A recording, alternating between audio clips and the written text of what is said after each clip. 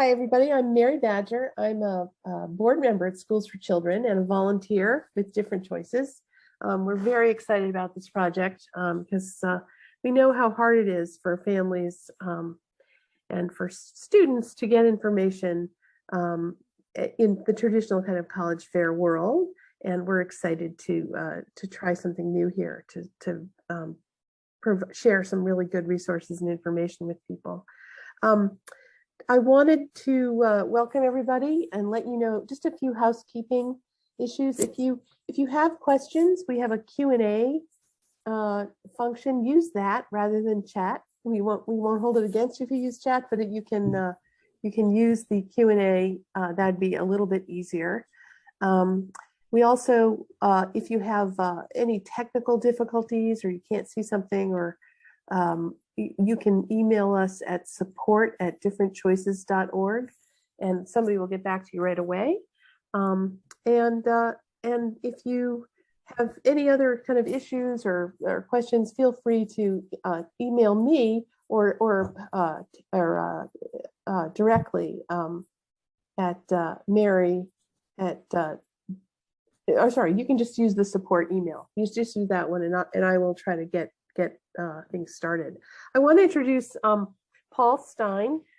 He's the executive director of Schools for Children, and Dr. Stein has been, he's been with us since 2017, running our various programs and leading the way.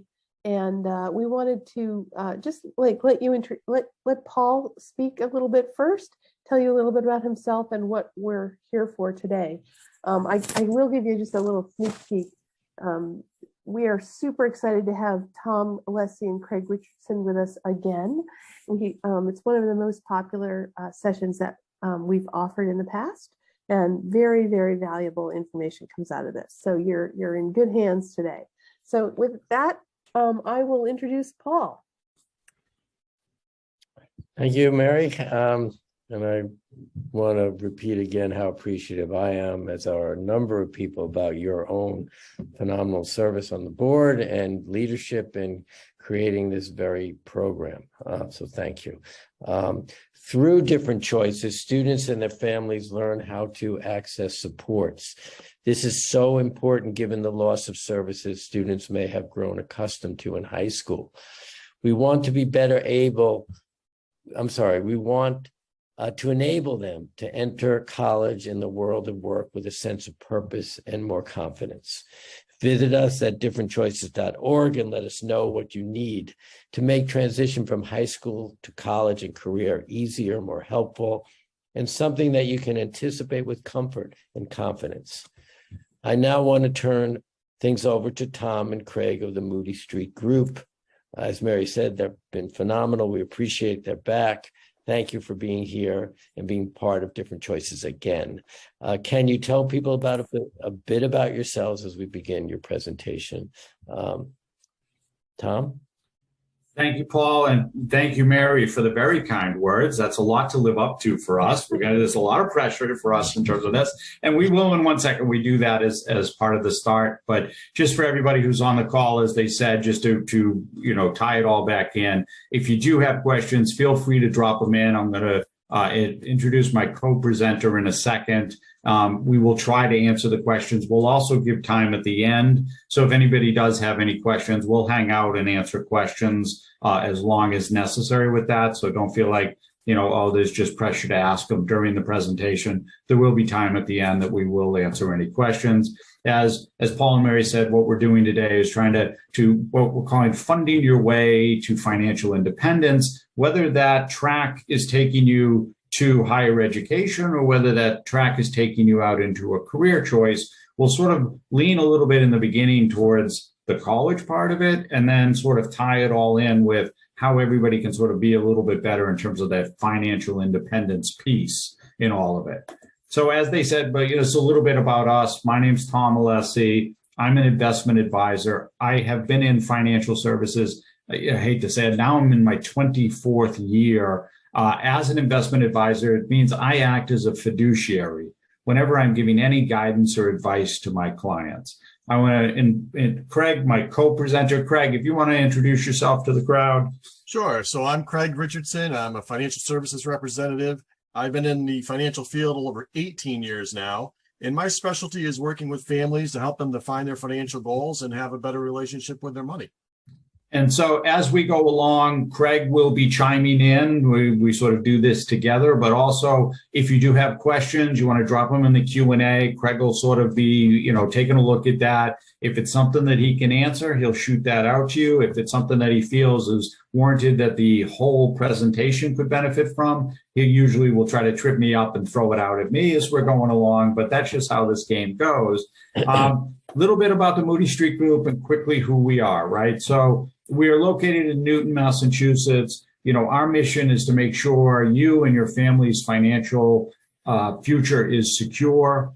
We do have what we call the Special Needs Resources Network. We dedicate a portion of our firm to working with families with a child who either is differently abled or has a disability.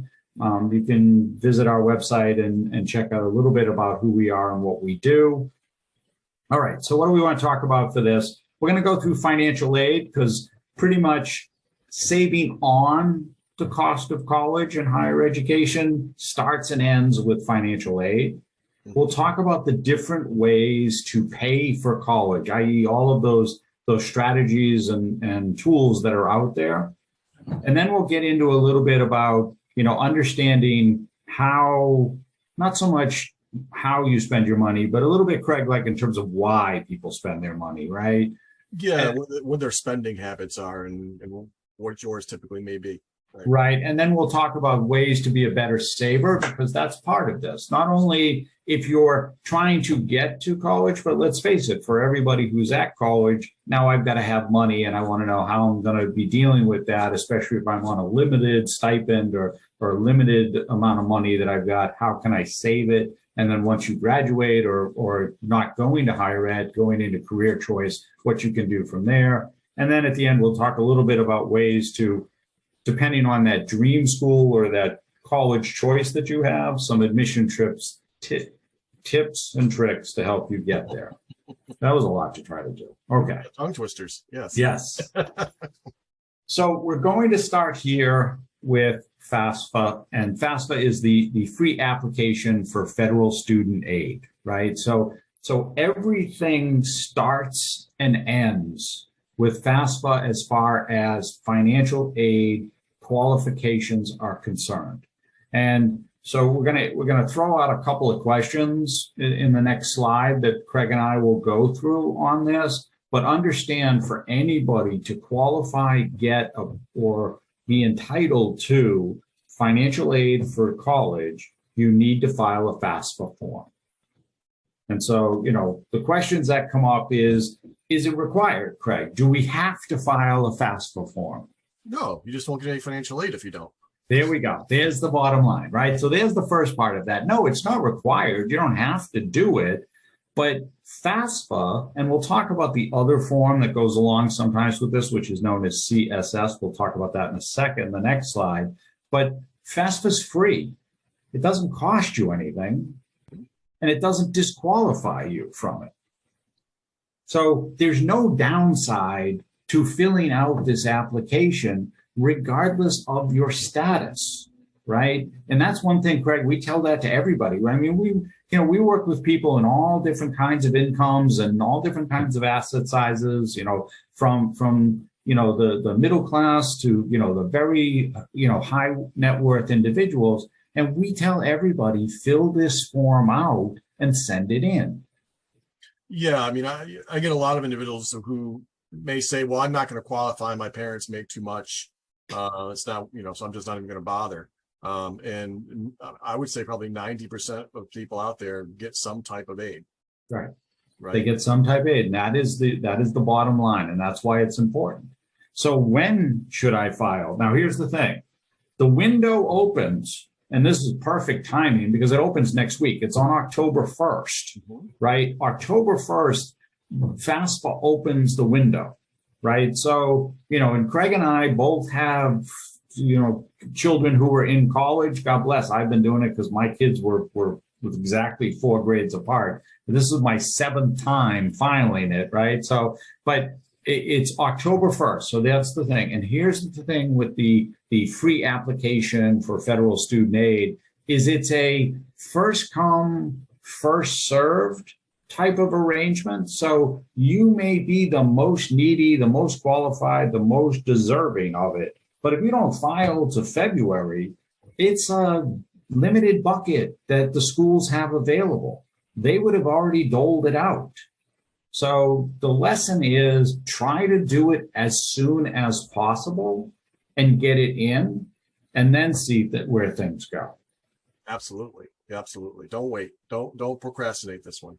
Yeah, this is something that needs to be done and done. You know, sometime it doesn't have to be done on October 1st, but certainly in the first 2 weeks of October is a good way to time it out and try to get the information in. You know, a lot of people complain about the application, the paperwork, the process, what's involved. In today's world, because everything is tied back into the IRS, the data tool retriever, that it really doesn't take that much to do it. You just push a button and it sort of connects all of that. There's a few questions you got to answer, but right, Craig, it's not that much to go through. No, it's not that complicated, really. The only thing you got to keep in mind is that you're going to be using last year's tax return. So if for some reason you filed an extension, which isn't due until October 15th, you're going to need that return filed in order to connect it to the federal tax return database. Yes. And then how often do you need to file? It's an annual approval. So you have to reapply every single year. Just because you got it as a freshman doesn't mean automatically you're going to get it again as a sophomore unless you apply. And so that's the thing. That's what I was alluding to, that my kids were 4 grades apart. She's just starting her junior year in college. Her older sister, I've literally been filing for 7 years now of this thing, in terms of going through it. But it has to be done every year. And so that's just the thing to make the mental note on.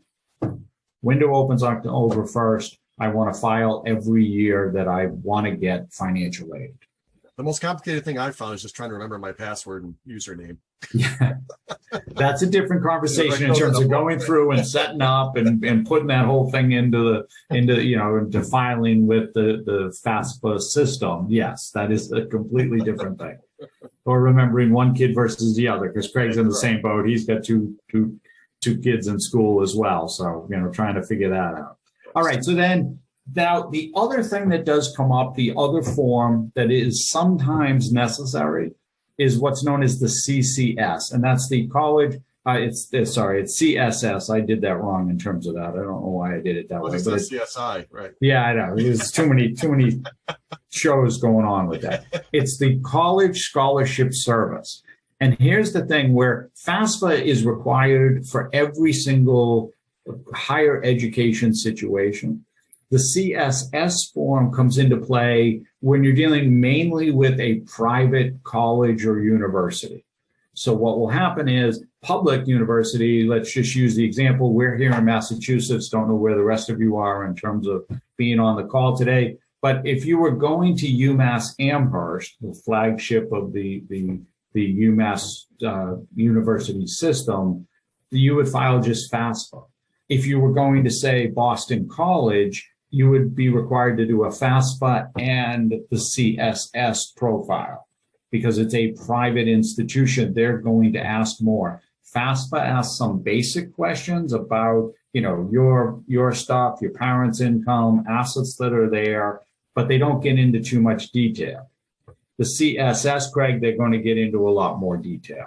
Yeah, I mean, the issue is when you're looking at FAFSA, they don't necessarily look at all your assets. Like they might not look at your home value. They may not look at your 401k, retirement monies you have put away. When you get into CSS, once again, it's not a state school, sponsored school, it's a private school. They're allowed to ask you more questions when they're looking to give you funding because they may be funding from their own resources. And so they'll ask all those questions. Now, how they weight them is going to be a little bit different from school to school, but it's one of those things, if you're going after private schools, you're going to have to go through this profile. So just understand that it's not just, hey, if I was looking at just UMass, then I can just do FAFSA and I don't have to think about anything. But if I'm looking at filing, say, if you're going into or looking to become a freshman next year, well, you want to have the FAFSA, and then any private schools, you just want to check with them. And more than likely, every single private college or university is also going to ask you to file that CSS. Now, here's the thing. FAFSA is free. We told you that. But the CSS form costs you money. It costs you money to file every single time, every single one of them. So if you're filing to 5 different schools, it's going to add up as far as the cost. There's 25 for the first application, and then I think it's like 16 for everyone after that. Just the good news is you don't have to do this, 10 times if you're applying to 10 schools. It goes through college boards, and they can, CSS profile can be shared with all the schools you're applying to. Depends on the institution, but yes, in most cases, they are linked in some various shape or form. Yeah. Okay, so when all of that gets done, what happens is you then get what is known as the expected family contribution. This is what is known as EFC in the college boards and college application lingo.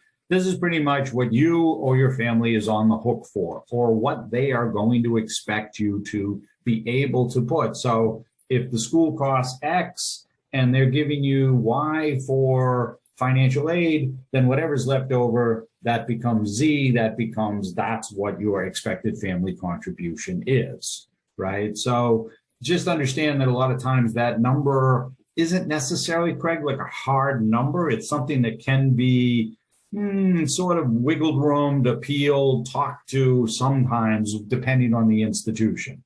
Yeah, I mean, I'd say typically that's the case, right? Especially if you're applying to multiple schools and you're, a desired student. They're coming after you a little bit. The last year or two, though, we found that acceptance rates are much less than they were before. And I think that's because a lot of people took a gap year. And so there's been a lot more people applying to colleges. So there's been a little less wiggle room the last year or two. So just something else to keep in mind is why you want to be early and you want to do everything, as quickly and as sufficiently as you can. You want you're in competition with everybody else out there for this stuff. That's a good way to think of it. It's a good way to put it, and a good way for the mindset for everybody on the call to be thinking about it is you're in a competition trying to get into this institution. And so this is one way, and we'll talk about that at the end, like with some of those tips and tricks, is another way to sort of get you in line for that and going through it. Yeah, fast, but I don't know why I did that. It's just a crazy thing right there. It's a funny thing. All right, so then you have different types of aid that is given, right? So you have merit-based aid and you have need-based aid, right? And so just think of these as when you're applying, and this, I think, Craig, is one of those when we talk about need-based, right? A lot of times that's where that conversation is, either my parents have too much or they make too much, so I'm not going to, qualify for anything, so why am I applying? Right. But depending on where you're applying to, you may feel that way, but everybody else when applying, might be, I don't know what would we say now, like a Gates or a Buffett or somebody like that, right? I was going to say Rockefeller, but I think that's way too old for folks to be thinking about in terms of, who's applying. Well, the other thing too is just because your parents have money doesn't necessarily mean they're funding your education. Everybody's situation is different. So is it a matter of, are you a dependent of theirs or are you independent? And how are you filing? So everybody's situation is unique and you shouldn't stop from doing FAFSA just because. Worst case scenario is they say no, and you're no worse off shape than you were when you started. Right. And one of the things we'll say with merit-based, right? So merit-based, they're definitely awarded, you'll see those, they're academic, they're athletic, in terms of some of the rewards there that come. But there are scholarships that are available, for a wide variety of ranges and offers that a lot of times, Greg, they don't get taken. Oh my God, so much money left on the table. And I'll tell you that the hurdle that people have is just you have to apply for them. Right. And then you usually have to write an essay. But I can tell you that your essay, regardless of what your other academics look like or other merit things look like, is another opportunity to sell yourself. Another opportunity to convince somebody why they want you in their school. So absolutely, why are you leaving all this money on the table if you need it? Go out there, and there's lots of opportunities to get even small scholarships, $200-300 here, $500 there, and they add up. Yes. Yeah, and some of that is, and we'll talk about it when we get into the whole savings and spending thing, might just be the money that you've got that's available for you as extra spending cash, not necessarily paying down the cost of the institution, but it's money now that you're able to use or have for your own spending needs and purposes. So if you take nothing else away from this, the 2 points there are, but it absolutely apply for FAFSA if you're going to higher education. And the other is, search out, look for, go to guidance, they'll help you to find the scholarships that would be available to you and apply. Because again, money doesn't get, it gets left out there too often. Yeah, it just gets left on the table. Yep. All right. So just, covering, and this is just sort of going through some of the basics here with how financial need is determined by the school, right? So they look at it and say, okay, what's the cost of attending, right? So when we say cost of attending, that means everything, right? So that's room, board, books, food, everything that goes into it, fees, tuition, because that's one of the things that the fees are a funny thing, right? So a lot of times tuition is not that expensive, but the fees that get added on suddenly are, $10,000 worth of fees on this, very small tuition bill that I got here. Well, that's why you gotta be careful when you get acceptance. Like, oh, you're tuition free. Okay, but what's the rest I got to pay for? Right. Whereas everything else, or, hey, we're going to give you a discount, 70% off tuition, but no, you got to pay all the fees. So yes, that's something to be doing. We'll talk about that in the next slide as going through that, and then looking at the family contributions and what the family is able to contribute, or what they are perceiving that the family is able to contribute. And that leaves what's left, right? And so that's really where this comes in. And like we said, one of the things that trips up, especially here, again, don't know where everybody is on the call here, but for us up here in the Northeast and Massachusetts specifically, with the CSS form, it takes equity in your property into the equation. And, there's a lot of equity in the properties up here. So what happens is you might not have a lot of income, but you got a lot of equity in the property. They're not going to give you a lot of financial aid then because of that. Rich but cash poor, right? Yes. But as far as they're concerned, that could be an equity line of credit or a HELOC or something like that, so you got to be watchful in terms of how those numbers are coming to you.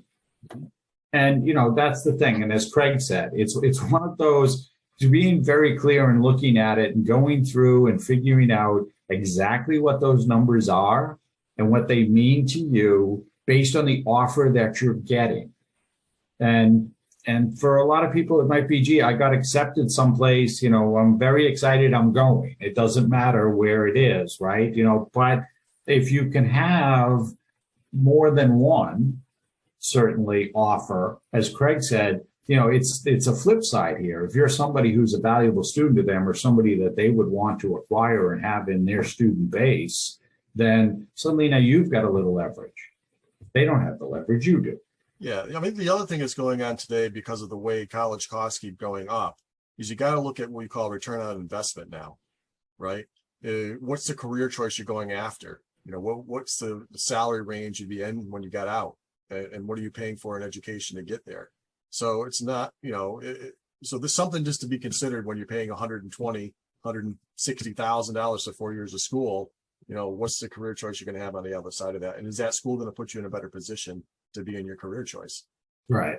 And we're not bringing up in this one, as Craig just mentioned to it, because I know a lot of times when we do these or we talk to people on it, or if you've sat through any of them, what you get seen or told is the huge numbers in terms of the cost of college education. And it is. I mean, there are, I think it's somewhere north of 250 universities out there right now that have higher than a $60,000 a year tuition. Yep. Right. And, that's private versus public or state university or college. So just understand, yes, we know 4 years is a lot, but as we're talking about, filing FAFSA can go a long way to slicing some of that off or eliminating a good portion of it. Yeah, absolutely. I'm just saying there's lots of choices out there, especially if Oh, it's yeah. first generation in school, lots of different choices and lots of ways to get there. And so again, the way aid gets shown, the way aid gets given is it breaks it down into the different types. And now everybody's heard the whole student loan thing. We're not going to go into the whole student loan thing because, that's a whole different animal and everything that's going on with that. But, the way they work is grants are the best, scholarships and grants, because generally, they're limited in terms of how much you're actually in the scholarship. You don't have to pay any of it back, or how much that you might have to pay back over a period of time with it. And then you have what are the direct and indirect.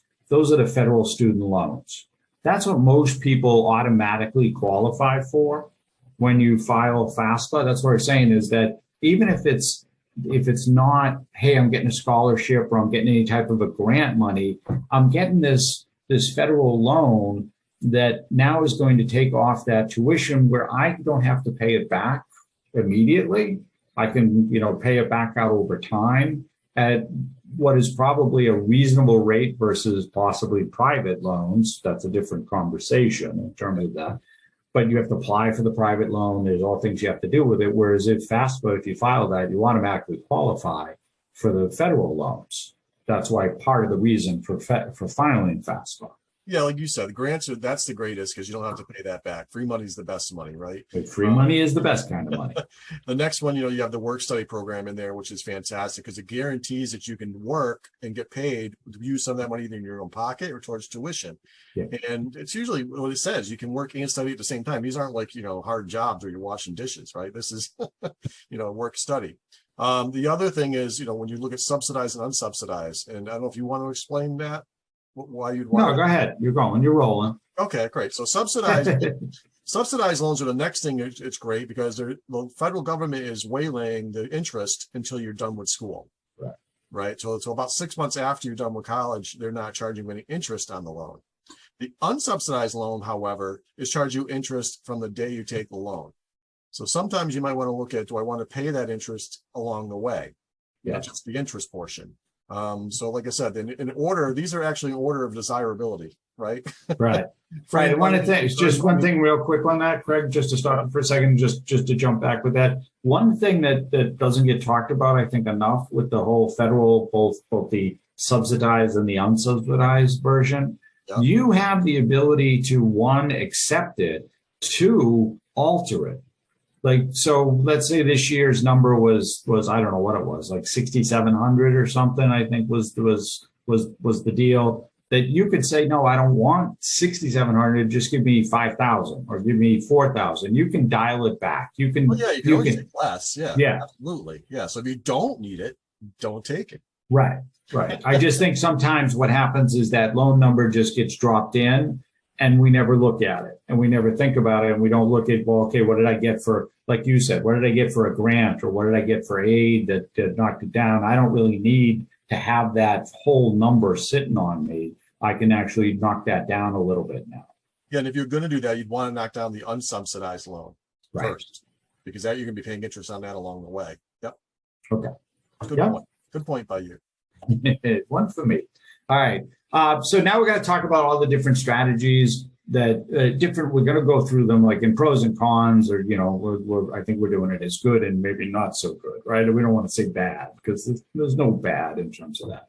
But, the whole idea here is, especially for families looking at, well, wait, I'm trying to save for myself and save for my child at the same time. It's a similar conversation that we have in special needs when we're talking about funding for, a supplemental needs trust and trying to plan for the rest of your life, but also then plan for the rest of the child's life. Similar conversation when we're talking about education funding. I know these are older children, but you might have some younger children along with them where you're trying to plot it out for, 8 to 10 years down the line. Like, how am I doing this? But also, right, Greg, saving for myself ultimately. Mm-hmm. And what we want to see is, those returns specifically that are tax deferred and tax favored for college. I mean, that's really the part that when we say that, we mean, they're not going to show up when you put that FAFSA in or show up when you do a CSS profile. And those are the sort of the two triggers there. Where can I have my money where I'm doing it in, what is that, Craig, right? Legally, ethically, I'm playing within the white lines, and then, you know, there's no shadow stuff going on, but it's okay, I can do it. Avoidance is legal, evasion is illegal. Right. There we go. That's the thing. That's what I wanted. Yeah, that's the way to think of it, right? So we're going to go through these.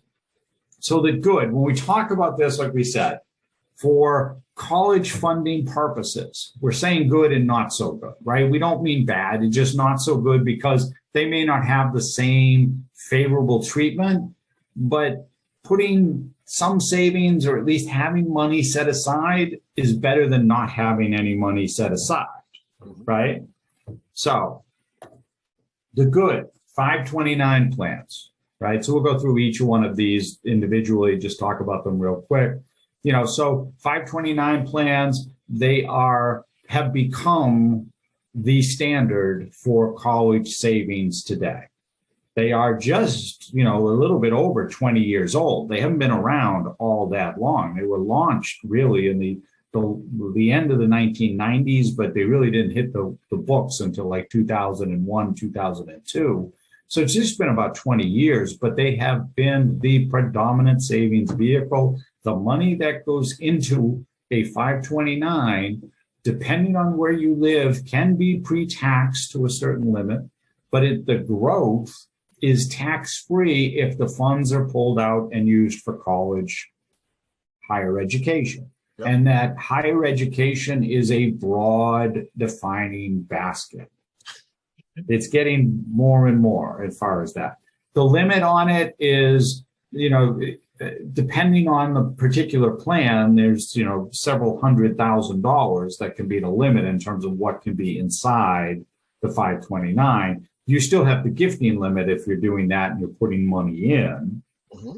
But, you know, two parents can both gift in a single year. And a lot of the plans have a 5-year roll forward. So you can be dropping in somewhere around 175,000 in one lump sum to cover the next 5 years, basically. Right. I think the only limit on it is, like you said, contribution. As far as growth goes, there is no limit. Yeah. Going to cap you out on that. And the other thing they just did change, like you said, because this is fairly new, just a few years ago, they also said the 529 plan money can be used for private education as well. The K through 12 stuff. Yep. Right, right. They're broadening the language out because they realize that just the impact that it's having. Yes. The Coverdale is what used to be known as an educational IRA. Just changed a little bit because back then, I mean, when it originally launched, I think it was like $300 or $500 that you could put into it. And they realized, you know, still the limit's $2,000, but you know, for somebody, I'm trying to put some money away and I'm not worried about anything else. The Coverdale still exists, but you're not really covering anything or being able to pay off or pay down tuition in a way. Roth IRA, this isn't discussed or talked about that much, but a Roth is a IRA that uses after-tax money where all of the growth inside it becomes tax-free, and the money can be used to pay for higher education costs. Right. So you have the ability to put money into a Roth, which then can be designated and used. You're essentially creating this tax-free vehicle. And because the Roth is deemed a retirement account, it does not get asked about on a FAFSA form. There's no retirement accounts get looked at for FAFSA. Mm-hmm. Annuities, same idea, right? So an annuity, however, the money that goes in, it's tax deferred. You pay taxes on it. It's tax deferred. You take it out. You do pay taxes on it. But because the money sitting in the annuity is actually deemed retirement, as far as FAFSA is concerned, any money sitting in an annuity is not looked at for the FAFSA form. And the same thing goes with the cash value life insurance. Right? That's another one that's overlooked. It's like the money that's built up in there does not get looked at. It's not one of those assets that gets asked about. Right. And the other thing with some of these other ones is there's no, like the annuity and the cash value life insurance, you can pull the money out for any purpose. It's not limited to just educational purposes. So Right, like the 529 and the Coverdell, there are penalties if you pull it out for a purpose other than funding or paying for higher education. I'm going to buy my kid a car. Yeah, May not be covered by the 529 plan. no. But so when we look at the not so good, right? So the not so good on this, 529 plans show up here, and we're not trying to be, funny with you or do this too tongue in cheek, though we are having fun with it. The 529 shows up here is because the money, if it's in the parent's name, shows up as an asset. So it's a listed asset under the parent's name, even though it is specifically for education. It's owned by the parents, which makes it better than any money that's owned by the child because it's looked at lesser of than money that's in the child's name. Your child is only the beneficiary to this account. The way to get around this, Nana or Grandpa, right? Put you to the grandparents. If the grandparents can open the account, it can get funded by anybody, but it'll never get looked at because they only look at immediate family. And since the child is just the beneficiary, it's not listed as an asset for them. And they're never going to ask about your the grandparents' assets. As long as the colleges are on this webinar, right? Yeah. They still can't ask, even if they are. Oh, that's where you're hiding all the money. Okay. Yeah, that's where it went. Savings bonds. So savings bonds is another tool that's there. I bonds right now, if you filed for an I bond, it's a 9.72% rate. The minimum purchase is $10,000. But I mean, the maximum purchase, that's pretty much all you can do is buy one bond in the amount of the $10,000 in an I bond. It's a high interest rate right now, but that interest rate gets reset out over time. The average savings bond over the last decade has paid about 0.10, 0.1% when you do it all out and average it out over time. Will that be the case? Who knows? But again, not favorable as it's an asset listed on the application. The parents own it, so it's an application that gets owned. 401k and IRA, while not looked at for purposes of a FAFSA form, like Craig said, if you tried to use this for it, yes, you can take the money out and it will avoid the pre-tax penalty, the under 59 and a half, but you're going to pay taxes on all of it. Yep. Well, worse than that, you're taking money out of your retirement. Now you can borrow for college. You can't borrow for retirement. Yeah. And that's part of that question of, wait, I'm trying to fund for my kids versus trying to fund for myself. The retirement account, and this is just us having this conversation with you, but the retirement accounts, the IRAs, again, these accounts should be just left for you. Mm-hmm. The other accounts you can set up, that's where you can fund that other money. We'll talk about savings in a second. That's the next part in terms of those. Brokerage accounts, it's a similar thing. A lot of times, like Craig was saying, that what families will do is say, look, I don't want to open a 529. I just want to put money away and let it grow. And then when the kid gets to college or decides not to go to college, I can just give them the money. And that's fine. There's nothing wrong with it. Like I said, it's not that it's bad. It's just, it's in your name. It's an asset. And it becomes that, well, I've got to list it, which means I can lower my ability to have financial aid with that. Well, the other thing is you don't get tax deferred or tax-free withdrawals. You have to pay tax along with brokerage accounts as they make money. Right. Depending on whether it's short or long-term. Right. Yeah. And the same thing happens with municipal bonds. They fall in the same category. I mean, it is tax-free, but it's an asset. And one of the things, depending on the age of the parents and what comes, some of that distribution can trigger later on situations with Medicare surcharges and that type of thing. So municipal bonds are okay. They're just not as good as all the things that are listed on the good side. Right. All right. So let's talk a little bit about, now you're trying to save for this, or I'm trying to put it into these accounts, and one of the things that Craig and I, we start with everybody on is that you really can't save until you know what you are spending. And we say this from the point of view is that we're never going to tell anybody how or where to spend your money. What we want you to be thinking about is why you might be spending your money then get to the how you're doing it to sort of get a handle on what that spend feels like and looks like for you. Because I'll tell you, the flip side of this is the same, is that you really shouldn't be spending until you know what you want to be saving. And for that, go ahead. It sounds like the chicken and the egg. The chicken and the egg thing. Yes, the chicken and the egg thing. And so here's the thing with that. So let's talk about this for somebody going into their freshman year of college, right?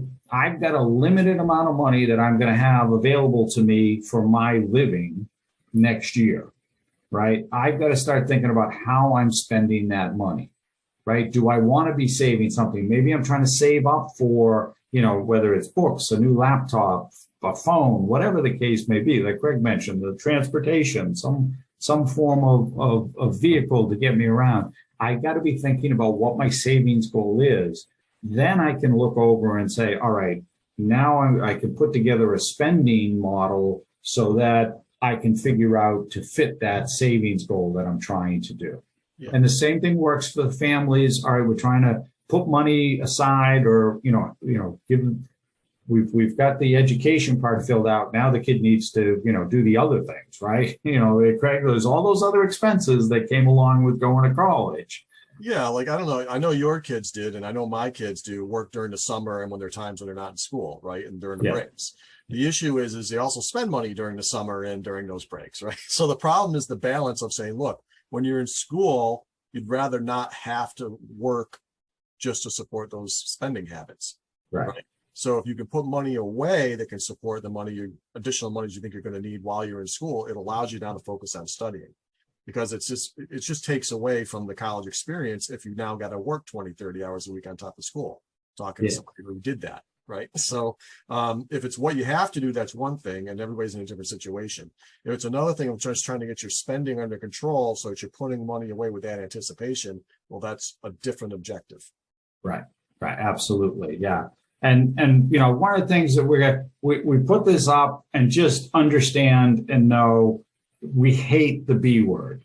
We really, hate's maybe a strong word, dislike, right? We don't like to use budget, because whenever we tell people, about what's your budget or do you have a budget, they kind of get a little squirrely and a little freaky on it, because budgeting feels like I'm being constrained, like I'm being told how or where to spend my money. And that's not the case. What we're trying to get you to do is to think about how you're spending your money, but you also got to get a handle on it, right? It's and like yeah, absolutely it is. And just understand that understanding where you spend your money, or why you spend it, more importantly, is an ongoing process, right? And you got to know what's coming in. So like Craig mentioned, if you're the youngster or teenager going into college, maybe you got a work study program like Craig was mentioning, you got to know what that income that you're going to have. Parents, maybe you're on salary, you sort of know what that is, or if you're hourly, you've got a general handle on what that cash flow coming in is. How much do I have? And then we all have must pay expenses, and we define must pay expenses as, rent or mortgage, the utilities, food, that's groceries in the home, the fridge or the cabinet. We're not talking about eating out with that. Insurances and anything else you need to cover along with the home costs, right? Those are our must-pay expenses.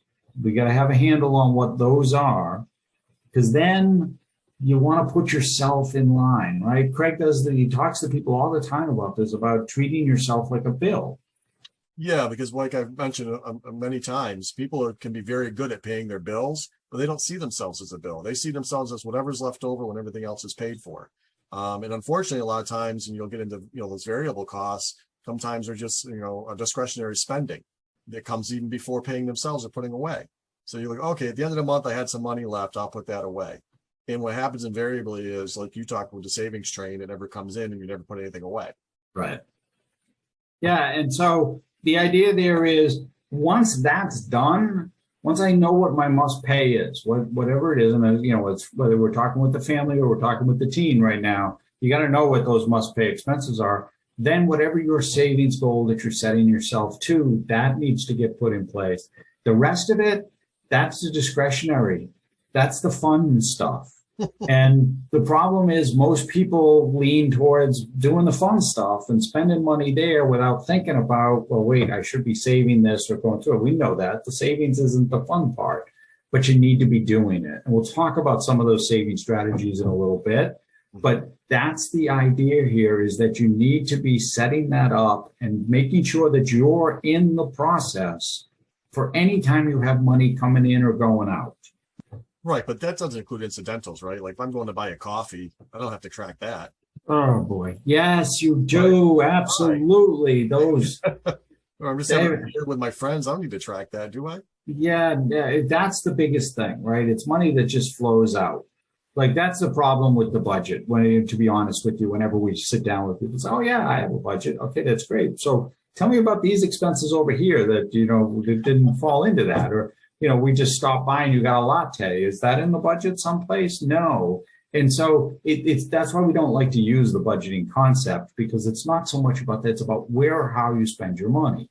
And you just want to be understanding, cognizant of that and what you're trying to do, because all of these are habits, and they're habits that we've fallen into. Sometimes it's ingrained into us. Some of it has to do with our parents and how we were raised, whether they were, tight with money or freely spending or whatever the case may be. All of these are built in, and how we deal with this, because, we do this all the time with folks. That money isn't math. Math is math. 1 + 1 = 2, but it's not necessarily $1 plus another dollar equals $2, because there's all sorts of other stuff that goes along with it, right? There's taxes and other things that happen. And so money gets very emotional. And that's part of it, Craig, right? Taking that and putting that emotion in check. Yeah, it's not just about what you're spending, it's about why you're spending, right? When we talk about when you spend money, is that action giving you some kind of joy or some kind of reward back? Right. Right. And sometimes when we look at, especially the incidental spending that we said, well, I don't have to track that, right? We find that it adds up to a lot more than we thought, and we didn't get out of it what we were hoping. And that's where, like I said, it's not about telling you where to spend your money. It's making sure you're cognizant of what you're spending your money on and whether you're getting out of that what you want. Right. And the why you're doing it. Because I think that becomes part, that's how most people get themselves into trouble, is they're not understanding the why. And we'll talk about it in a second with the steps to being a better saver, right? One of the things we do, we just want to bring this up as far as setting goals. Right. So we're having fun. Again, we're in Massachusetts, so that's the wicked smart thing. Right. So, but whenever you're setting goals, and so whether we're talking about financial goals, whether you're talking about personal goals, professional goals, whatever the goal might be, just always want to remember being smart, right? That it's specific. You can't have it be just this open-ended thing that's like, like a lot of people that start of the new year, right? The resolution is like, I want to lose weight. That's just too open, right? It's got to be measurable. It's got to be, I want to lose 10 pounds, or I want to lose, 15 pounds, or whatever the number is. And it has to be attainable, which means it can't be like, hey, I want to drop 40 pounds, next week type of thing. You can't have it be that way. But it also has to be relevant to you.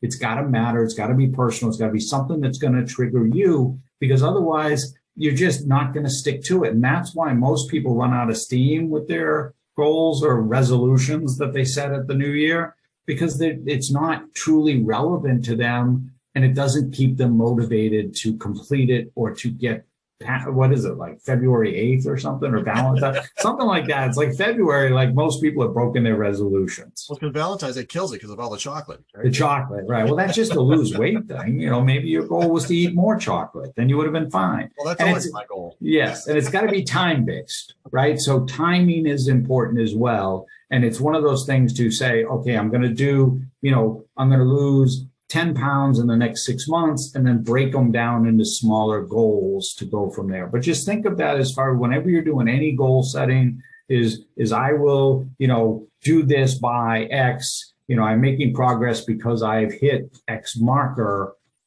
in the timeline to do it. So those are just the steps when you're talking about putting goals in place. The other thing to keep in mind too, Tom, when you're looking at goals, is don't think about the motivation that creates it, because motivation is emotional. It doesn't last that long. Right. Think about the purpose. what's the purpose behind why you want to change it? If you're losing weight, it may be because you want to be healthier. Well, why do you want to be healthier? What's the bigger reason? Yeah. You want to save money for something because I want to retire, or I want to go to college, or what's the purpose behind what you're trying to do? Then it makes it a lot easier to stick to going after those goals. Absolutely. Yeah, it's a good point, and going through that. So we're going to talk about the quick, just 5 steps to saving money, right? To being a better saver, if you will. As Craig mentioned, tracking, right? So it's wonderful to be like, oh, I've got, what we get from the younger generation, I've got an app for that, right? Or I've got this tool or that tool, but we don't track every time we spend money. And so that's where some of it gets lost. Like Craig said, maybe it's just stopping in. I picked up a latte on the way home, or, my friends were going out, so I went out and grabbed a bite of eat with them, but I didn't track it. I didn't put it in anything. Those are the expenses that get us in trouble, that we wind up not being able to figure out where everything went. I'm going to do the buckets in the next slide, so I'll talk about that. That's more of once you start saving, where to be putting those monies that you are saving. Reduce your spending. For us, we use the analogy of the pandemic. So 2020 specifically, right? Everything shut down. You probably didn't spend as much money in 2020 as you had in 2019 because you couldn't. You couldn't do all that discretionary, all that fun stuff. And so for a lot of people, the savings account balance actually increased a little bit as far as 2020 was concerned, because you couldn't do a lot of this stuff. Now we know, now everybody wants to get back out. Everybody's trying to do everything they couldn't make up for time. But if you can go back and think about, we didn't really go out as much. We stayed home and cooked, and we did this and we did that instead. That you can, get down and realize that, hey, I'm curtailing some of that spending that I was doing. Mm-hmm. If I was trying to save towards something, right? We already talked about treating yourself like a bill. And then the last one there is, it's sort of along the lines of the smart thinking. Like Craig said, that end goal, whatever that is, what the important point to it, what the outcome, the desire, but setting smaller goals along the way. Let's say the goal was, hey, I want to have $1,000 in the bank by the end of the year, right? So that's during the fourth quarter. And whether that's a reasonable goal for you or not, that depends on you, but you would do it and say, well, that means I need to at least look at putting X amount away every single paycheck, that if I have that coming in, right? And then I can look at where I am at the end of October, and am I on that goal, or do I need to reassess now and change it so I can up the contribution or the amount to get me to the goal, which was the $1,000. So you start making traction, right? You start having progression, and it becomes a habit, like you said. You turn it into a habit. But you did forget one of the best steps to saving more money, though. Move somewhere where Amazon doesn't deliver. Yeah. I don't think that exists anymore, unfortunately. No. Yes, the virtual button will get you money. Yeah, we know that they're still getting delivered everywhere in terms of that. So that's a different conversation that gets into the whole debt, and it's a different track in terms of that when we talk about it. But let's go through the buckets real quick. So when you think of this and think about money is going to be saved, right? So now we're talking about saving money. If we're a student and we're looking at, okay, I've got some money, I want to make sure that I have money set aside in case something unforeseen happens. What's known as an emergency reserve, what's known as a rainy day fund, whatever you want to call it. But that is bucket number one, right? That's bucket number one. For families, absolutely, there needs to be this emergency reserve bucket. And when we say emergency reserve, a lot of times our industry usually talks about 3 to 6 months of expenses, Craig. That's correct. Yep. Expenses. Yep. We know that right now, depending on your situation, maybe that's that number that's way out there to say, well, wait, I couldn't put that away. We, coming out of the pandemic, our number is about 6 to 8 weeks of expenses. But they should be fixed expenses. For a student, this might be just, look, I want to have at least $250 or $300 set aside an account in case there's an emergency that pops up, right? This should be in a separate account. This should be probably in like a CD or a money market, something that it's going to take a little bit of effort to get to, that you just can't access it with an ATM card or a check and get to, because it should be there only for if purposes of the emergency happens. The car dies, the fridge goes out, whatever the case may be, and now I've got to do something with that. So that's the emergency reserve.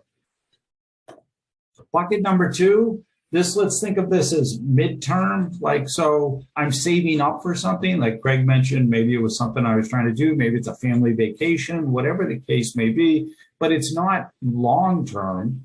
Its timeline is maybe outwards to about 5 years or so. So a lot of times this might be, okay, I'm putting money aside. I'm looking to either, buy a new car so I'm trying to get the down payment, or, like I said, the family vacation, things like that. I've got, money going into that bucket. We're saying we need to wrap up. No time for questions. Yeah. What happened? That's what Regina said. Regina said, time to wrap up. No time for questions. Oh, sorry. Okay, I'm moving. I don't know what happened. I lost my button there.